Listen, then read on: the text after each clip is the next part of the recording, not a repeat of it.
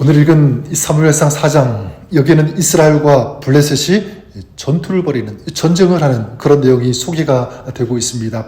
이스라엘과 블레셋이 전쟁을 치르는, 이건 단순히 나라 대 나라, 민족 대 민족이라는 그런 전쟁의 의미만 있는 것이 아닙니다. 이것은 영적인 전쟁이죠. 하나님의 백성과 악이 충돌하는 현장에 그들이 있는 것입니다. 그런데 이 전쟁에서 이스라엘은 아주 비참하게 패배해버리고 맙니다. 2절에 보면 이스라엘과 블레셋이 이 전투를 벌이게 되는데 이스라엘이 패하여 죽임을 당한 자가 4,000명 가량이 되었고요. 여러분, 이 고대 전쟁에서 4,000명이 죽었다는 것은 굉장히 엄청난 이 패배입니다. 그것만이 아니죠. 10절에 보면 또다시 전투가 벌어지게 되는데 이번에도 이스라엘이 패배했습니다. 각기 장막으로 도망하였고 사륙이 심히 커서 이스라엘 보병에 엎드러진 자가 3만 명이나 되었다라고 말씀하고 있습니다. 그리고 그 중에는 엘리의 두 아들 홈니와 비나하스도 있었죠. 저는 오늘 묵상하고 싶은 것 이것입니다. 왜 이스라엘이 블레셋에게 패배하고 말았는가? 이것은 오늘 영적인 전쟁을 치르고 있는 우리에게 아주 소중한 메시지가 된다고 믿습니다. 이스라엘이 패배한 것, 이스라엘의 영적인 흐름, 영적인 상태가 패배할 수밖에 없는 그런 상황에 있었죠. 우리 앞서 보았던 것처럼 제사장 엘리와 그 아들들의 죄악, 제사장 집안이 이랬으니까 백성들의 영적인 상태가 어땠는지 충분히 짐작이 갑니다.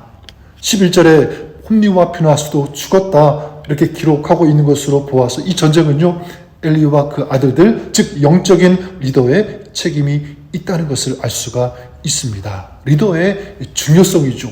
한 가정의 영적인 싸움, 누구에게 달려 있습니까? 아버지, 어머니, 부모에게 달려 있다. 그리고 교회와 공동체에서도 저는 이것이 동일하게 적용이 될 수 있다고 생각합니다. 그러면 구체적으로 어떤 이유 때문에 이스라엘이 패배했는가? 저는 두 가지 이유를 발견할 수가 있습니다.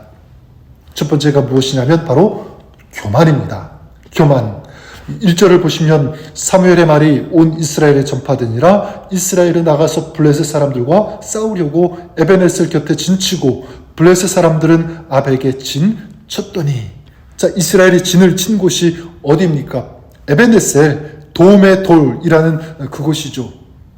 자, 그런데 이스라엘이 하나님께 아무런 도움을 구하지 않습니다. 왜요?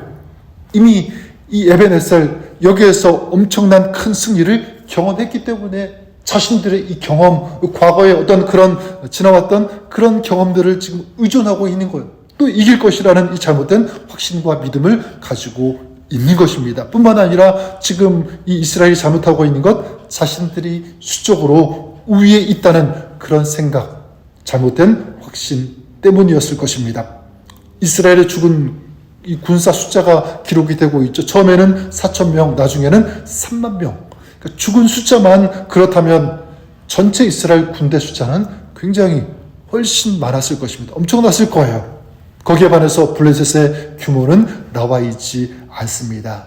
이걸 통해서 짐작할 수 있는 것은 블레셋의 규모는 이스라엘보다 훨씬 작았을 것이다. 자, 그런데 결과적으로 이스라엘이 패배하고 말았습니다. 무엇 때문일까요? 교만입니다. 군대 숫자가 많으니까 당연히 우리가 이길 것이다. 과거에도 이겼으니까 당연히 이번에도 이길 것이다. 자, 그러면서 그들은 정작 그곳에서 하나님께 아무런 도움을 구하지 않았습니다. 기도하지 않았습니다. 이게 지금 이스라엘의 모습인 거죠. 저는 우리도 마찬가지라고 믿습니다. 내가 교회에 다니고 있다. 오랫동안 신앙생활 했다. 그리고 과거에 내가 이렇게 많은 경험을 했다. 그렇기 때문에 당연히 하나님께서 알아서 도와주실 것이다. 이런 생각을 가질 수도 있습니다. 아니에요, 여러분. 우리가 필요한 것, 우리가 해야 하는 것, 여러분 그 믿음 안에서 기도해야 합니다. 하나님의 도우심을 구해야 합니다. 구체적으로 하나님이 그냥 알아서 해주시겠지, 대단한 믿음처럼 보이지만 그건 굉장히 허약한 믿음입니다. 구체적으로는 하나님의 도우심을 구하며 하나님께 엎드리고 그리고 하나님의 은혜를 간절히 요청하고 기도해야 하는 줄 믿습니다. 또 한 가지 지금 이스라엘이 패배한 원인을 찾는다면 바로 이것입니다. 그들은 하나님을 이용하는 것입니다. 또 정확한 표현은 하나님을 이용해 먹은 거죠. 그래서 3절에 보면 이스라엘이 처음 전투에서 패하자 이스라엘 장로들이 어떤 작전을 구상하게 되는데, 그게 뭐냐면 이스라엘 장로들이 이르되 여호와께서 어찌하여 우리에게 오늘 블레셋 사람들 앞에 패배하게 하였는고 여호와의 언약궤를 실로에서 우리에게로 가져다가 우리 중에 있게 하여 그곳으로 우리를 우리 원수들의 손에서 구원하게 하자. 지금 이들이 낸 아이디어가 무엇입니까? 실로에 있던 법궤를 가지고 오자. 그래서 그 언약궤, 이 법궤를 가지고 오면 하나님이 원수들의 손에서 우리를 구원해 주실 것이다. 이렇게 생각한 것입니다. 어떻게 보면 정말 멋있는 신앙처럼 보이죠.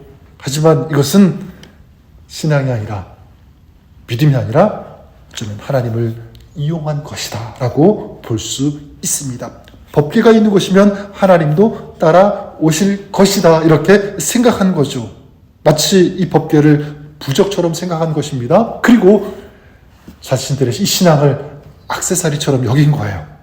결국 이 결과가 어떻습니까? 10절에 보니까 블레셋 사람들이 쳤더니 이스라엘이 패배하여 각기 장막으로 도망하였고 살육이 심히 커서 이스라엘 보병에 엎드러진 자가 3만 명이었으며, 아니 하나님의 법궤를 가지고 왔는데 하나님은 아무런 역사도 하시지 않았습니다. 오히려 3만 명이 죽는 이 참혹한 패배를 이스라엘이 당하게 된 것입니다. 여러분, 우리의 신앙은 어떻습니까?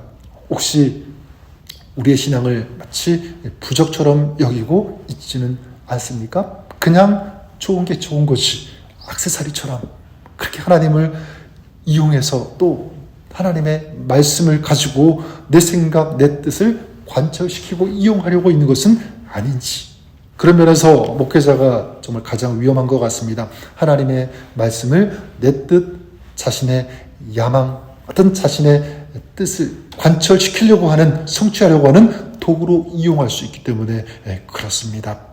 만약 우리가 이런 신앙생활을 하고 있다면 절대로 원수들이 무서워서 도망가지 않습니다.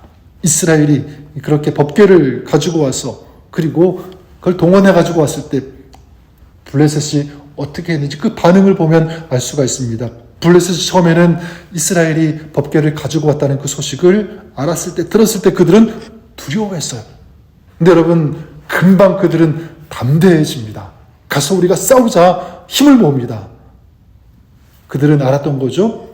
지금 이스라엘이 하나님을 존중하는 것처럼 보이지만 그것이 아니라 하나님을 이용하고 있구나. 그 모습이 얼마나 무서웠겠습니까?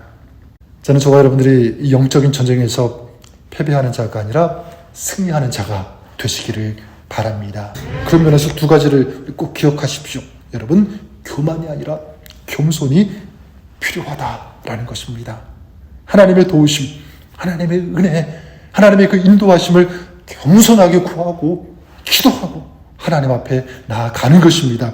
이런 모습. 또 한 가지는 하나님을 이용하는 자가 아니라 하나님을 경외하고 하나님을 높이고, 그래서 하나님의 마음, 하나님의 뜻에 순종하는 그런 마음, 그런 헌신이 있어야 된다. 하나님을 온전히 의지하는 믿음을 가지고 하나님 앞에 서야 한다는 것, 우리가 꼭 기억하고 이렇게 살았으면 좋겠습니다.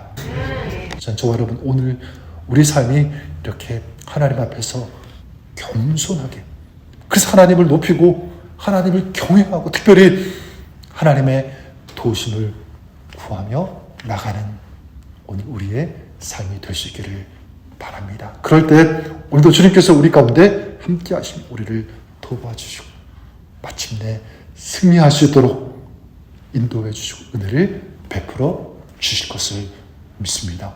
오늘도 그 믿음 안에서, 말씀 안에서, 주님 안에서 살아가시는, 승리하시는 저와 여러분, 우리 삶이 될 수 있기를 우리 주님의 이름으로 간절히 축원합니다.